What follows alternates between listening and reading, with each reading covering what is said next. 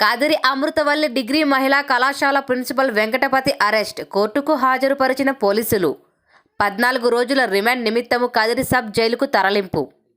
శ్రీ సత్యసాయి జిల్లా కాదిరి నియోజకవర్గం కాదిరి పట్టణం 14/3/2025 తేదీ స్థానిక అమృతవల్లి మహిళా డిగ్రీ కళాశాల ప్రాంగణములో సదరు కాలేజీ ప్రిన్సిపల్ పి వెంకటపతి కొంతమంది వారి కాలేజీ విద్యార్థినులతో కాలేజీ ప్రాంగణంలో హోలీ ఆడుతూ సదరు విద్యార్థినిపై భౌతికంగా వారి శరీరాన్ని తాకుతూ కొంతమంది విద్యార్థినుల పట్ల అసభ్యకరంగా ప్రవర్తించిన విషయం కొన్ని వాట్సాప్ గ్రూపులలో వీడియోలు వైరల్ కావడము జరిగినది.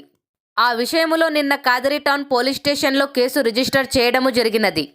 కేసు దర్యాప్తులో భాగంగా ప్రిన్సిపల్ పి వెంకటపతి ఈరోజు ఉదయం హిందూపూర్ రోడ్ కోనేరు బస్టాప్ వద్ద అరెస్టు చేసి తగిన కౌన్సిలింగ్ ఇచ్చిన అనంతరము గౌరవ కాదిరి ఇన్ఛార్జ్ మెజిస్ట్రేట్ పుట్టపర్తి వారి వద్ద హాజరుపరచగా వారు 28/3/2025 తేదీ వరకు రిమాండ్ ఇవ్వడంతో ముద్దాయి పి వెంకటపతిని కాదిరి సబ్ జైలుకు తరలించడం జరిగింది.